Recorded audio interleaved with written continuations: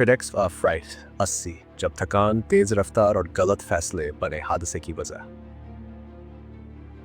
23 मार्च 2009 की सुबह जापान के नरिता अंतर्राष्ट्रीय हवाई अड्डे पर एक भयावह हादसा हुआ जिसने विमानन जगत को झकझोर कर रख दिया।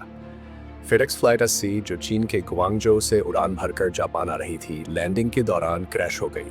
ये कोई साधारण दुर्घटना नहीं थी, बल्कि इसमें मौजूद दोनों पायलटों की मौके पर ही मौत हो गई।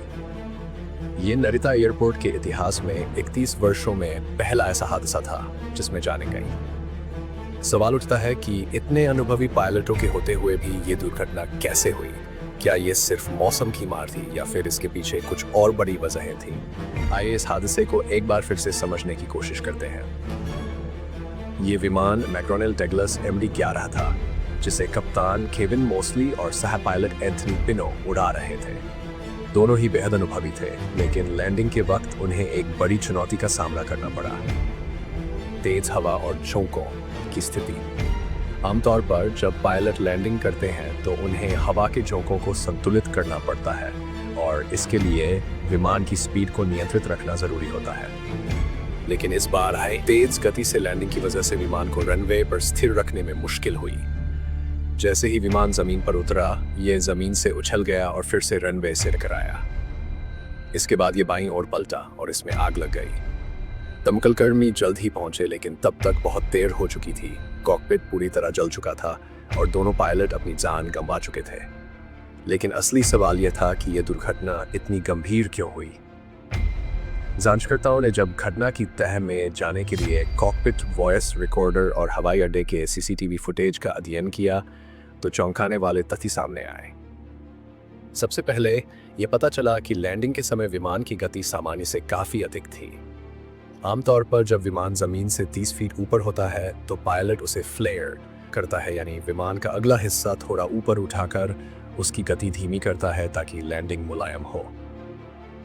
लेकिन इस मामले में सह पायलट ने 30 फीट की जगह 20 फीट की ऊंचाई पर फ्लेयर किया, जो पहले से ही बहुत देर हो चुकी थी।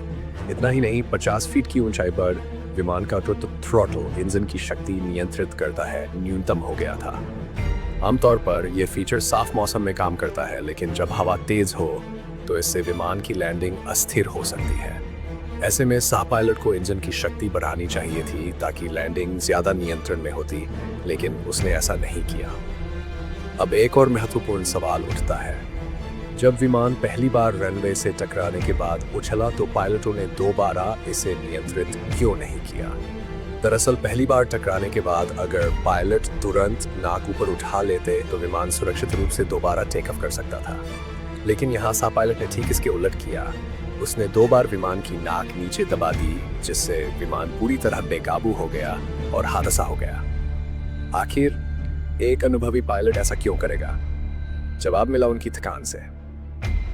जांच में पता चला कि दोनों पायलट बीते 10 दिनों में 38.5 घंटे की उड़ान भर चुके थे और वे 8 अलग अलग टाइम जोन पार कर चुके थे। दुर्घटना से 24 घंटे पहले कप्तान महज 4 घंटे 38 मिनट और सह पायलट सिर्फ 3 घंटे 17 मिनट ही सो पाए थे। इस तरह की थकान इंसान की सोचने और प्रतिक्रिया देने की क्षमता को धीमा कर देती है। यही हुआ इस फ्लाइट में भी। सह पायलट की प्रतिक्रिया मात्र 0.7 सेकंड की देरी से आई, लेकिन विमानन जगत में यह 0.7 सेकंड भी जीवन और मृत्यु के बीच का फासला तय कर सकता है। थकान की वजह से पायलट को यह भी सही से महसूस नहीं हुआ कि विमान पहली बार उछल चुका है। इसके बजाय उसने नाक नीचे कर दी, जिससे दुर्घटना हो गई। एक और तकनीकी कारण जो इस दुर्घटना में योगदान दे सकता था वह था MD-11 विमान का डिजाइन। ये विमान मूल रूप से DC-10 का लंबा संस्करण है और इसकी संरचना लैंडिंग के दौरान चुनौतीपूर्ण हो सकती है। जब विमान की नाक ऊपर की ओर होती है तो पायलट को आसानी से अंदाजा नहीं होता कि विमान रनवे से उछल चुका है या नहीं। जांचकर्ताओं ने सिमुलेशन टेस्ट किया और पाया कि थकान और इस डिजाइन की वजह से पायलट को भ्रम हो सकता था कि विमान पहले ही लैंड हो चुका है, जबकि असल में ऐसा नहीं था। यही कारण था कि सह पायलट ने विमान को जमीन पर दबाने की कोशिश की और दुर्घटना हो गई। इस हादसे के बाद कई सुधारों की सिफारिश की गई। सबसे पहला, MD-11 विमानों में एक विशेष लैंडिंग गियर इंडिकेटर लाइट जोड़ी जानी चाहिए, जिससे पायलटों को पता चल सके कि विमान पूरी तरह रनवे पर टिका है या नहीं। दूसरा, पायलटों को ऑटो थ्रॉटल को हाथ से नियंत्रित करने की ट्रेनिंग दी जानी चाहिए, ताकि वे तेज हवा के झोंकों जैसी स्थिति में ज्यादा सतर्क रह सकें। और सबसे ज़रूरी, अगर लैंडिंग के दौरान विमान उछल जाए तो बिना किसी झिझक के गो अराउंड यानी दोबारा टेक ऑफ करना ही सबसे सुरक्षित विकल्प माना जाना चाहिए। ये हादसा हमें एक कड़वा सबक सिखाता है, महज तकनीकी खराबी ही नहीं, बल्कि थकान और छोटी छोटी गलतियां भी एक बड़े हादसे को जन्म दे सकती हैं। एयरलाइनों को यह सुनिश्चित करना होगा कि पायलटों को पर्याप्त आराम मिले और लैंडिंग के दौरान हर निर्णय सतर्कता से लिया जाए।